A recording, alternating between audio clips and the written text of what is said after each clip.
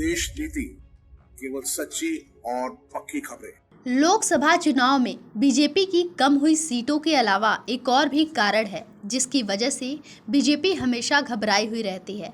आपने लोकसभा में कई महिला सांसदों को सरकार को घेरते हुए देखा होगा।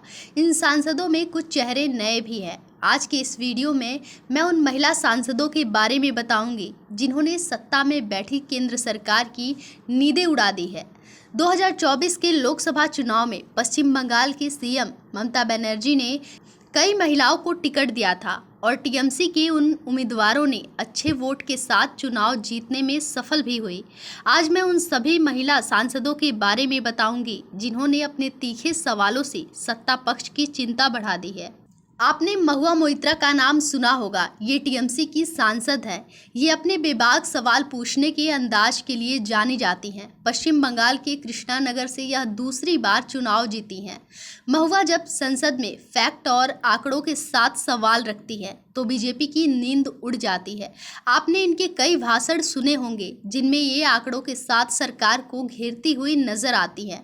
महुआ जब भाषण देती हैं तो बीजेपी के नेताओं का चेहरा देखने लायक होता है। महुआ की एक बार सांसदीय सदस्यता रद्द कर दी गई थी। इन पर पैसे लेकर सवाल पूछने का आरोप लगाया गया था, लेकिन जब से दूसरी बार महुआ चुनाव जीत कर आई हैं तब से इनका एक अलग रूप देखने को मिल रहा है। ये बाकी के नेताओं की तरह इधर उधर की बातें नहीं करती, बल्कि पूरे साक्ष्य और आंकड़ों के साथ सरकार से सवाल करती हैं। दूसरी सांसद हैं सयोनी घोष। यह पश्चिम बंगाल के जादवपुर सीट से चुनाव जीती हैं और पहली बार सांसद बनी हैं। सयोनी घोष कई भाषाएं जानती हैं और ये जब भी संसद में सवाल पूछती हैं तो आंकड़े और फैक्ट इनके हाथों में होते हैं। ये एक्टर भी हैं और शायद यही कारण है कि इनके सवाल पूछने और सरकार को आईना दिखाने का अंदाज सबसे अलग और सबसे शानदार होता है। तीसरी सांसद है रचना बनर्जी। ये पश्चिम बंगाल की हुगली सीट से चुनाव जीतकर सांसद बनी है।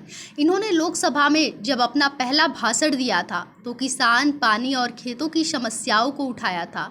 इनके सवालों से संसद में बैठे कई नेता प्रभावित भी हुए और इनके सवालों पर खूब तालियां बजी।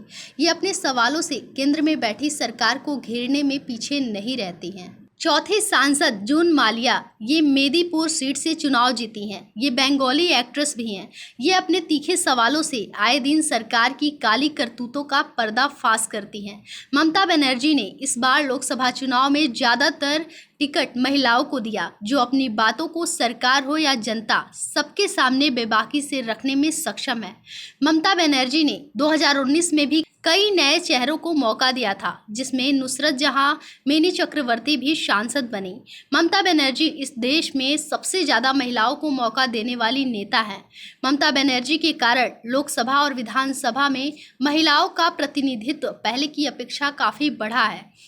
इसके अलावा अखिलेश यादव ने भी कई महिलाओं को मौका दिया है, चाहे वो इकरा हसन हो, प्रिया सरोज हो या फिर डिंपल यादव। जिस तरह से इस बार ममता बनर्जी ने लोकसभा, संसद और राज्यसभा में महिलाओं के प्रतिनिधित्व को बढ़ाया है, ये महिला सशक्तिकरण की ओर एक बेहतर कदम है। इन तमाम सांसदों पर आपकी राय क्या है, हमें कमेंट में ज़रूर बताएं और साथ ही हमारे देश नीति को लाइक करें, शेयर करें और सब्सक्राइब करें।